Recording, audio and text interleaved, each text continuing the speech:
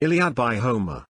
The Iliad is an ancient Greek epic poem in dactylic hexameter, traditionally attributed to Homer.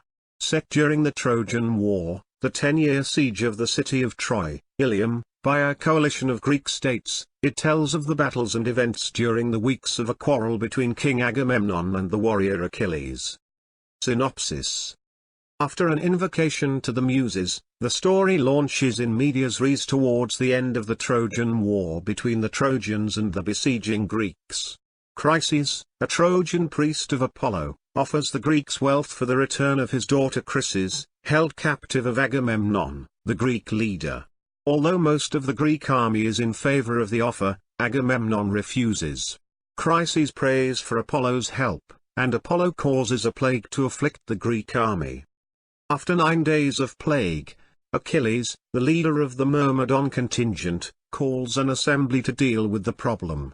Under pressure, Agamemnon agrees to return Chryses to her father, but decides to take Achilles captive, Briseis, as compensation. Angered, Achilles declares that he and his men will no longer fight for Agamemnon and will go home. Odysseus takes a ship and returns Chryses to her father, whereupon Apollo ends the plague. In the meantime, Agamemnon's messengers take Briseis away. Achilles becomes very upset, sits by the seashore, and prays to his mother, Thetis. Achilles asks his mother to ask Zeus to bring the Greeks to the breaking point by the Trojans, so Agamemnon will realize how much the Greeks need Achilles. Thetis does so, and Zeus agrees. Zeus sends a dream to Agamemnon, urging him to attack Troy. Agamemnon heeds the dream but decides to first test the Greek army's morale, by telling them to go home. The plan backfires, and only the intervention of Odysseus, inspired by Athena, stops a rout. Odysseus confronts and beats Thersites, a common soldier who voices discontent about fighting Agamemnon's war. After a meal, the Greeks deploy in companies upon the Trojan plain. The poet takes the opportunity to describe the provenance of each Greek contingent. When news of the Greek deployment reaches King Priam, the Trojans too sortie upon the plain. In a list similar to that for the Greeks, the poet describes the Trojans and their allies. The armies approach each other, but before they meet, Paris offers to end the war by fighting a duel with Menelaus, urged by his brother and head of the Trojan army, Hector. While Helen tells Priam about the Greek commanders from the walls of Troy, both sides swear a truce and promise to abide by the outcome of the duel.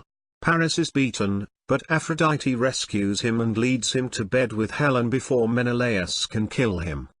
Pressured by Hera's hatred of Troy, Zeus arranges for the Trojan Pandaros to break the truce by wounding Menelaus with an arrow. Agamemnon rouses the Greeks, and the battle is joined. In the fighting, Diomedes kills many Trojans, including Pandaros, and defeats Aeneas, whom Aphrodite rescues, but Diomedes attacks and wounds the goddess. Apollo faces Diomedes and warns him against warring with gods. Many heroes and commanders join in, including Hector, and the gods supporting each side try to influence the battle. Emboldened by Athena, Diomedes wounds Ares and puts him out of action. Hector allies the Trojans and prevents a rout. The Greek Diomedes and the Trojan Glaucus find common ground and exchange unequal gifts. Hector enters the city, urges prayers and sacrifices, incites Paris to battle, bids his wife Andromache and son Astyanax farewell on the city walls, and rejoins the battle. Hector duels with Ajax, but nightfall interrupts the fight, and both sides retire.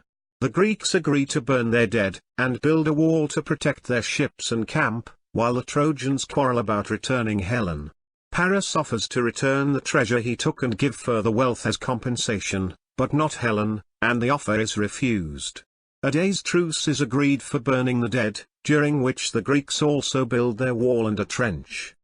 The next morning, Zeus prohibits the gods from interfering, and fighting begins anew. The Trojans prevail and force the Greeks back to their wall, while Hera and Athena are forbidden to help.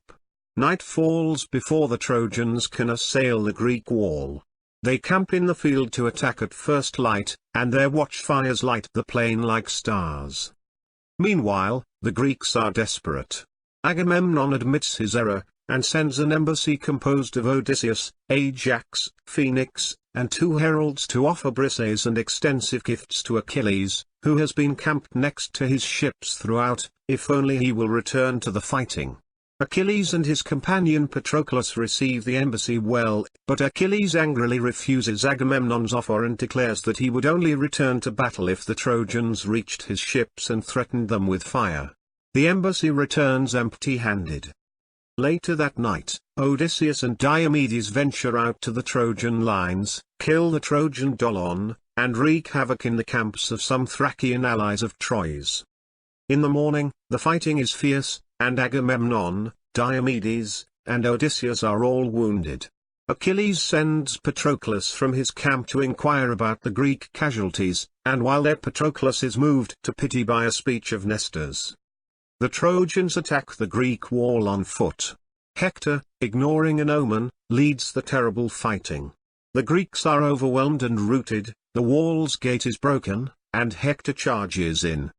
Many fall on both sides. The Trojan seer Polydamas urges Hector to fall back and warns him about Achilles, but is ignored. Hera seduces Zeus and lures him to sleep, allowing Poseidon to help the Greeks, and the Trojans are driven back onto the plain. Zeus awakes and is enraged by Poseidon's intervention. Against the mounting discontent of the Greek supporting gods, Zeus sends Apollo to aid the Trojans, who once again breach the wall, and the battle reaches the ships. Patroclus cannot stand to watch any longer and begs Achilles to be allowed to defend the ships. Achilles relents and lends Patroclus his armor, but sends him off with a stern admonition not to pursue the Trojans, lest he takes Achilles' glory. Patroclus leads the Myrmidons into battle and arrives as the Trojans set fire to the first ships.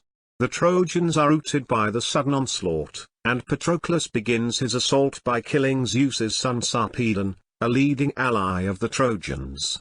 Patroclus, ignoring Achilles' command, pursues and reaches the gates of Troy, where Apollo himself stops him. Patroclus is set upon by Apollo and Euphorbos, and is finally killed by Hector. Hector takes Achilles' armor from the fallen Patroclus, but fighting develops around Patroclus' body. Achilles is mad with grief when he hears of Patroclus' death and vows to take vengeance on Hector. His mother Thetis grieves, too, knowing that Achilles is fated to die young if he kills Hector. Achilles is urged to help retrieve Patroclus' body but has no armor. Bathed in a brilliant radiance by Athena, Achilles stands next to the Greek wall and roars in rage. The Trojans are dismayed by his appearance, and the Greeks manage to bear Patroclus' body away. Polydamas urges Hector again to withdraw into the city, again Hector refuses, and the Trojans camp on the plain at nightfall. Patroclus is mourned. Meanwhile, at Thetis' request, Hephaestus fashions a new set of armor for Achilles, including a magnificently wrought shield. In the morning, Agamemnon gives Achilles all the promised gifts, including Briseis, but Achilles is indifferent to them. Achilles fasts while the Greeks take their meal, straps on his new armor, and heaves his great spear. His horse Xanthus prophesies to Achilles his death. Achilles drives his chariot into battle. Zeus lifts the ban on the gods' interference, and the gods freely help both sides. Achilles, burning with rage and grief, slay many.